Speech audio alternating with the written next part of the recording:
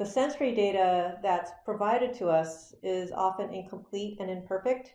And so it's not sufficient by itself for perception to happen. And you can remember that a lot of perception is involving our past experiences and our memories and expectations. And so it's a combination of not just the data, but the theory and the expectations as well. So we use both data-driven analysis, also known as bottom-up processing, as well as theory-driven analysis, also known as top-down processing, where we derive meaning based on our expectations and our memories.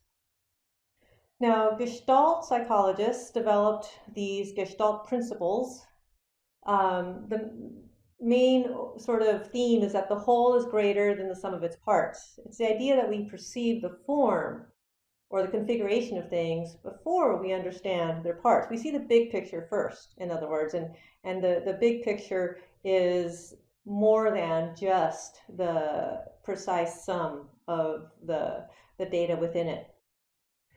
And one guiding principle is the principle of prognance, where we perceive the most cohesive figure possible. We perceive shapes that are symmetrical, simple, closed, and regular. Gestalt psychologists call this the good figure. And so if you look here at these three different figures, A, B, and C, so A, you're probably perceiving as a triangle with a square in front of it. Now, B is just an alternative way of interpreting the same exact line drawing shown in A. You can interpret it, instead of as a triangle with a square directly in front of it, covering up part of it, you can see it as this sort of unique shape and this open shape here instead of the enclosed square. If you perceive it instead as a triangle with a square that just happens to be in front of it and sort of obscuring the triangle, that would be reflecting the principle of prognance. That's the good figure. We're perceiving a figure that is symmetrical, simple, closed, and regular. So symmetrical, simple, we've seen these before, haven't seen this one too many times here in B. Closed, they're not open, and they are regular. They are common shapes that we see. Now in this picture, the prognance principle causes you to focus either on the bottom of the columns or on the top. So take a moment and kind of look at this figure. On the bottom, there's depth, right? It looks like two of the columns are further back and two are in front of the pool. But if you look at the top, it looks like the top is just a continuous straight shape all on the same plane, without varying in depth. So this is an impossible figure. Our brains try to interpret this image in a way that is cohesive and simple and so on. And one way that it does that is by interpreting, the bottom sort of in one step and the top in a separate step, and not necessarily putting them together right away. Now, what do you see in this figure?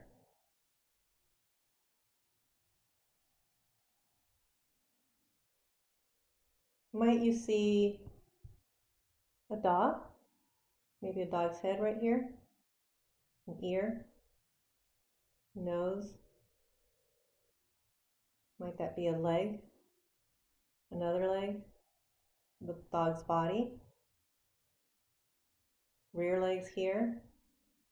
Maybe even a tail.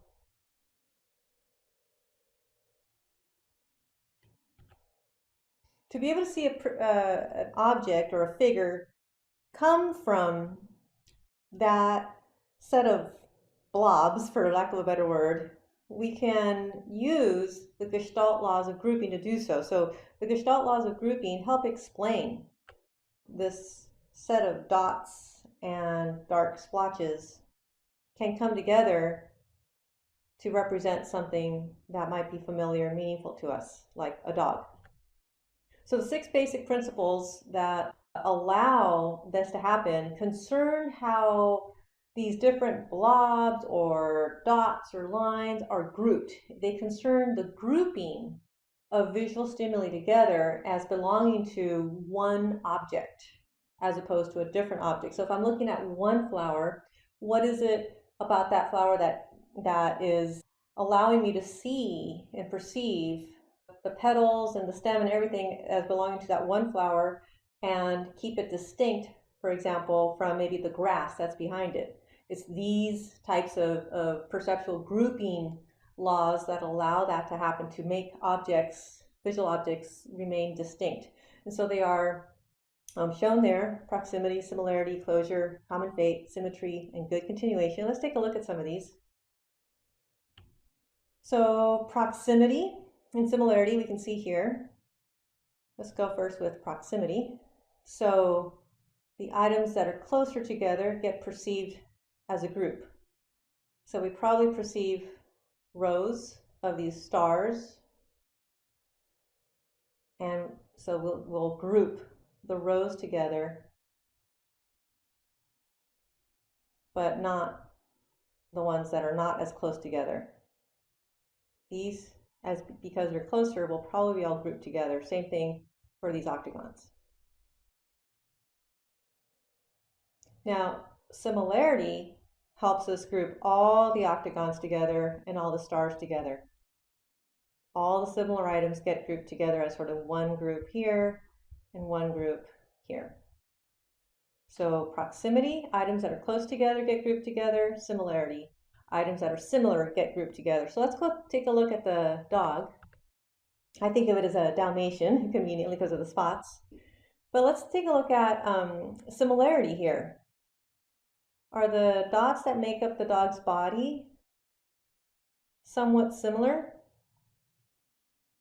And are they different and distinct from these blotches, these other black marks that seem to form the background? And then here, I'm not sure what that is, but all those markings are kind of close together, allowing them to come together as a group. And a separate group is back here. So we can almost see, even if we can't make out what these objects are, we can almost, based on similarity and proximity, group these as one group, this as another group, and this as a third group.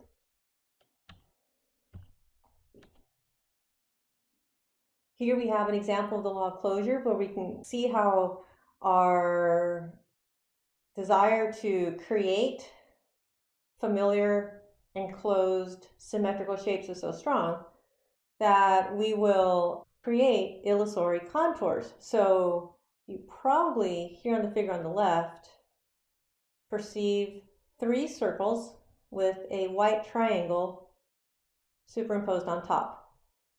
I just want to point out that there is no line on the edge of the boundary of this triangle. It's really not a triangle, right? But we might still perceive there being a boundary here where there really isn't one. We want to enclose this shape, and to do so we will create the illusory contour. And here we might perceive this as a circle and enclose anything inside of it. We perceive one large circle, not individual shapes, individual smaller circles.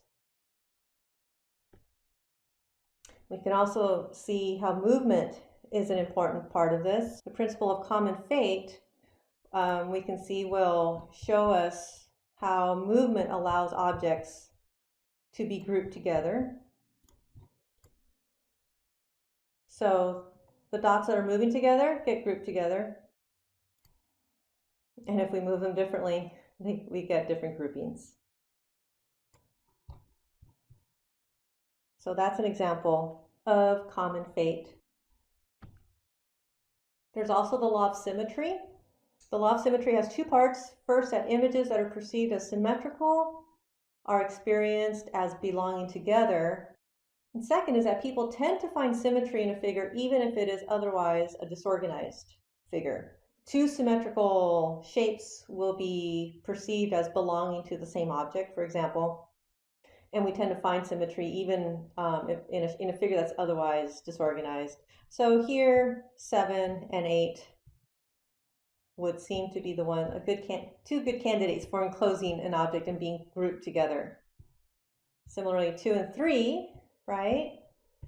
Yeah, would probably be grouped together because they're very similar, like that. And we would probably group 2 and 3 together, not 1 and 2, because of that. So those are examples here how the law of symmetry helps us perceive symmetry as belonging to part of the same object, thereby grouping symmetrical shapes together. There's also the law of good continuation, where we will perceive a line or a shape to continue sort of in a smoother, most likely trajectory. So here in A, we can perceive it as the black shape and the green shape in B, or the black shape and the green shape in C. Most of us probably view these as string-like shapes that continue through, not one that doubles back like we see here in C. So we probably perceive this, not this. And here we can also see good continuation, where we see the shape curl around here, kind of like the cochlea, right? Curling. And then this one little isolated dot is perceived as separate.